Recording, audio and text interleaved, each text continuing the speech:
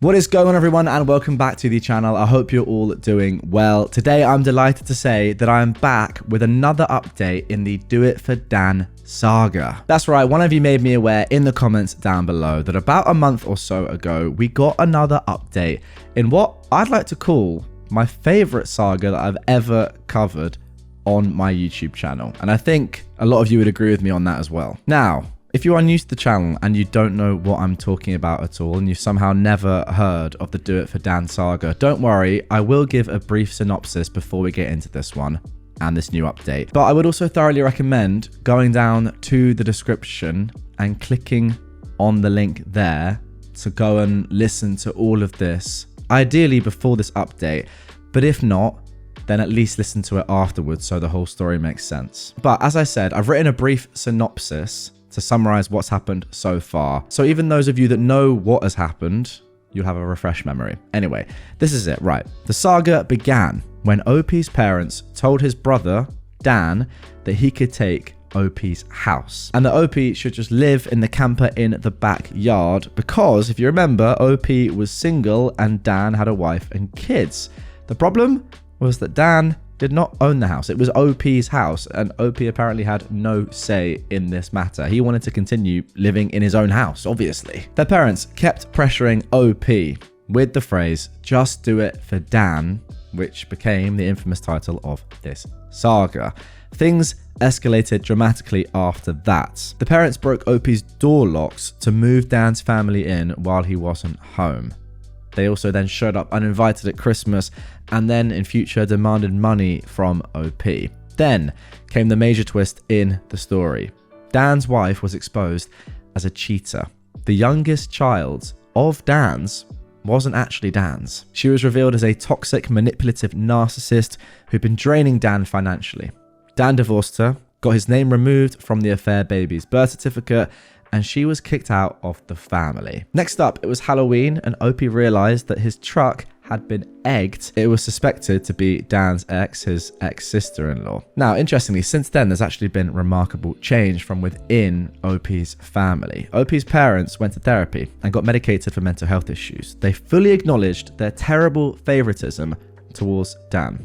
OP's father has been active in church, working to rebuild the family reputation, though he is still awkward around OP. His mother went through a phase of constantly apologizing, but is finally making progress. Dan returned OP's camper in pristine condition and bought his own bigger camper to live in the parents' backyard, having given his bedroom to his son. He's been exercising, he's lost 20 pounds, he's cut back on drinking significantly, and he's much happier divorced.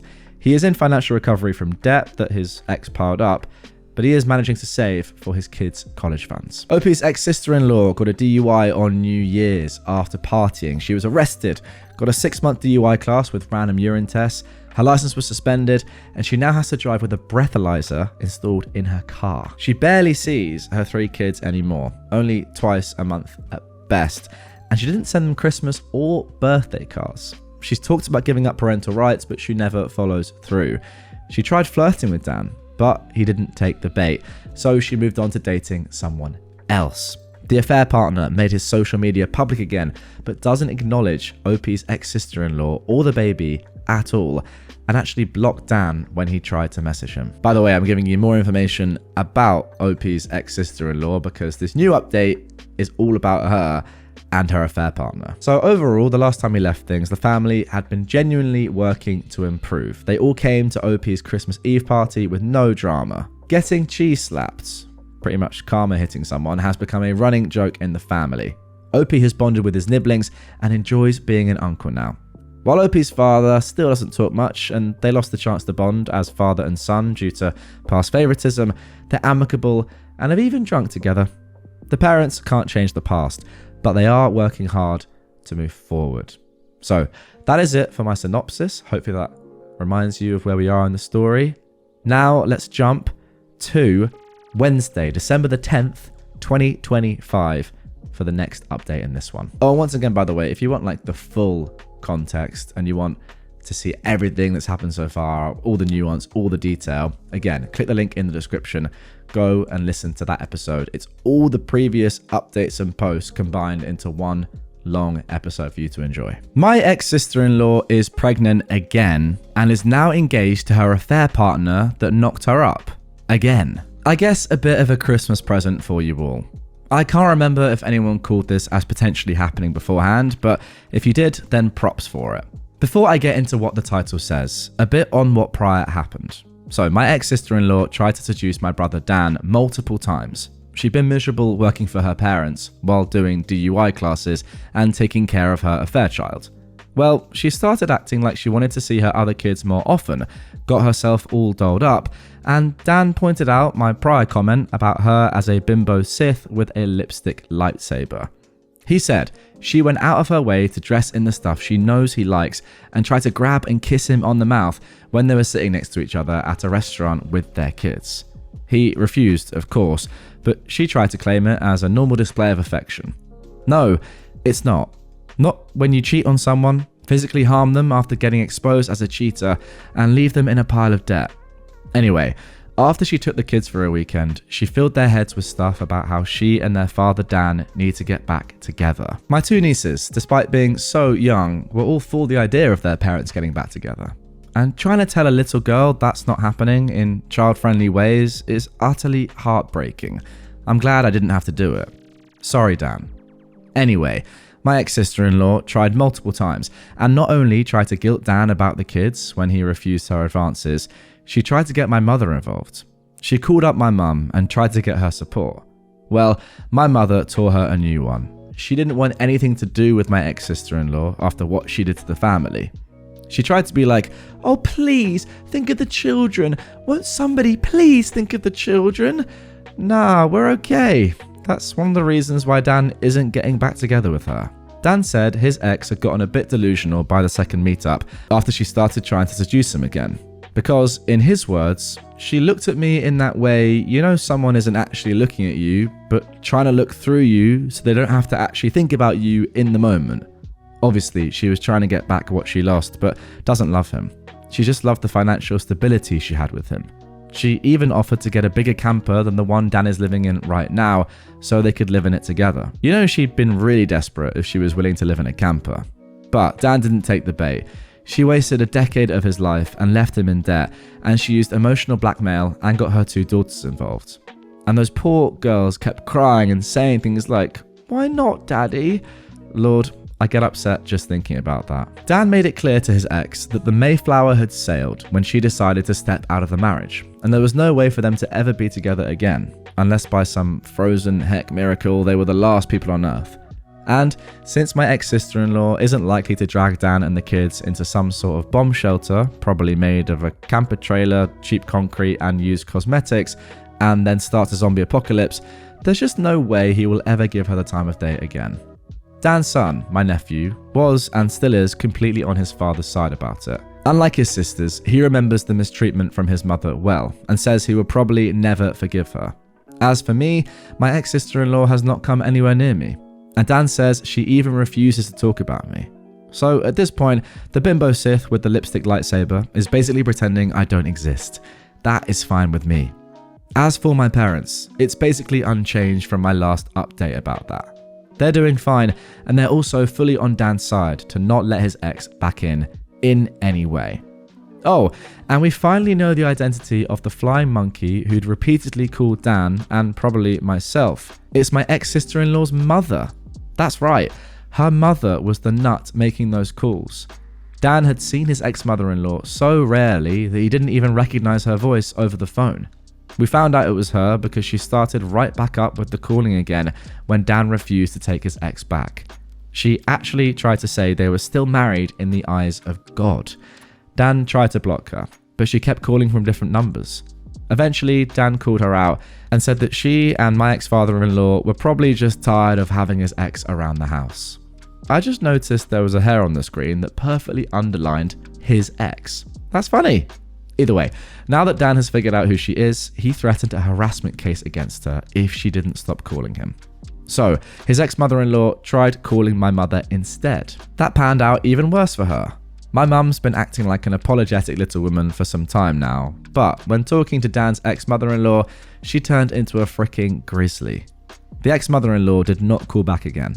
If anyone wants more details on Dan's ex-in-laws, I've got pretty much nothing else. Dan hardly knew them, even though he was married to their daughter. Even though they own their own business, they're not social people. Dan saw them at his wedding and like barely once or twice a year till he and his ex split up. They didn't even really try to see their grandchildren. Probably the most antisocial people I've ever heard of. My ex-sister-in-law did complete her DUI classes fine and got her license back. But her car had to have a breathalyzer put in and Dan said she hates it. And since there's a camera in the car, she can't have somebody else blow into it so she can drive it. That would be a violation of the court order or something. I've never had a DUI. I don't know a lot about how it works. Though, speaking of DUIs, one of Dan's now former friends got drunk and crashed his car into a house. I can't go into much detail, but Dan said he was a bad drunk and a worse friend, so he had enough of him. As for me, I'm still renting 2 of the rooms in my house. I had one of my tenants leave to go take care of his elderly father, and his room has since been rented to someone else.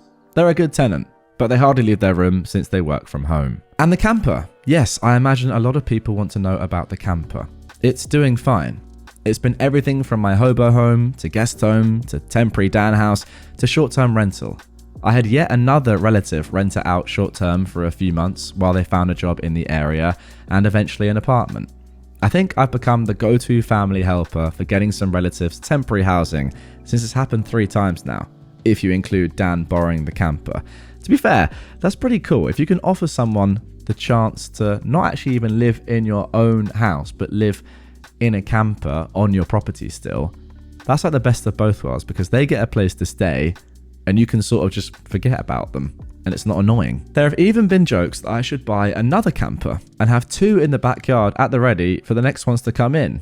Yeah, not doing that, even though it was a funny idea. I also still have my poker and Uno nights with my friends, and Dan has joined in on those too. He's become a lot happier, but he's still deep in debt because of his ex-wife. Now, finally, to what you've all been waiting for. Remember my ex-sister-in-law's affair partner, the bronze-tongued lout? Well, the bimbo Sith used the dark side of the Force and seduced him. She is now pregnant with that man's 2nd child, which is her 5th. Apparently, she convinced him to start seeing her again after Dan wouldn't take her back. The lout is on the wrong side of 40 and probably didn't have a lot of options. I bet he's quite the drinker too, if he let bimbo Sith back into his life. Yeah, I'm calling her Bimbo Sith now when I don't feel like saying ex-sister-in-law, because the whole family finds Bimbo Sith funny. Anyway, Bimbo Sith got knocked up and bronze-tongued Lao was apparently forced by his family to let her move into his house. He complained about it online before purging nearly everything from his social media, and now it basically looks like a blank page. And he doesn't even have a great house. It's an old manufactured home in a trailer park. Not one of those trashy 3 a.m. shooting and no one calls the police kind of trailer parks, but it fits him being called bronze, because bronze is always 3rd place. No way this guy is taking the gold. He's the kind of person who likes to have bleached blonde hair and a tan year round while wearing white and dress and act like he is somebody. Till you see him get into his 20-year-old Toyota and drive to a less than reputable neighborhood. The man is a walking Ken doll wannabe. No Malibu beach house for this guy. I actually kind of feel sorry for him though, being pressured by family to marry Bimbo Sith. But he was the one who thought it was fine to sleep with a married woman and destroy a family with his seed, so that's on him. Bimbo Sith still has to work for her parents though, because she has debts. She just doesn't have to live with her parents anymore. I bet a lot of her paychecks, if not all of them, go to daycare and her debts. So she's still got to work a job she hates, raise a new family, and marry her affair partner that she baby trapped. She's going to be pretty short on money for a long time. Shame she can't just sit on Lout's couch drinking booze once the baby is out, like she undoubtedly wants to. I have no idea if or when the wedding will happen, or if Lout has even bought Bimbo Sith a ring. I just know they're engaged. And if the wedding is to happen, it'll probably be after Bimbo Sith has the baby and sheds the extra weight. I'm betting the guy is going to be drunk at the altar if the wedding happens. Well, maybe that will be the next update, although I see no way in which OP will be invited to that wedding. But, you know, he can maybe swindle his way in. Would Dan be invited? Maybe, actually. Would you invite your ex to your wedding if you have kids with them? No, you wouldn't, would you? You probably wouldn't.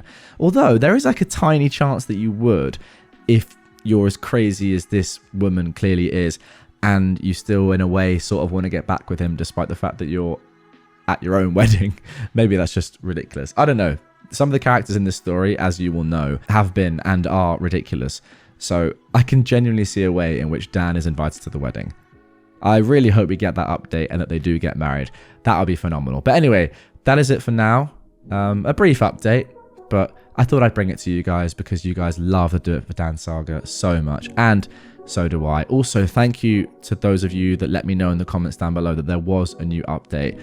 It's quite hard for me to monitor these stories because I don't really know how I do it, right? Apart from going on Reddit and hoping it pops up on my feed. I don't have a list of like every single story ever, and I go and check if there's been an update. It just doesn't, it's impossible. So thank you for looking out, and I really appreciate it. Anyway, that is going to do it for that one. If you do want to listen and watch the entirety of this saga before this update, it's on screen right there. I'll also link it down below. But yeah, take care. Subscribe to the channel if you're new, and I'll catch you very soon with some more crazy Reddit stories.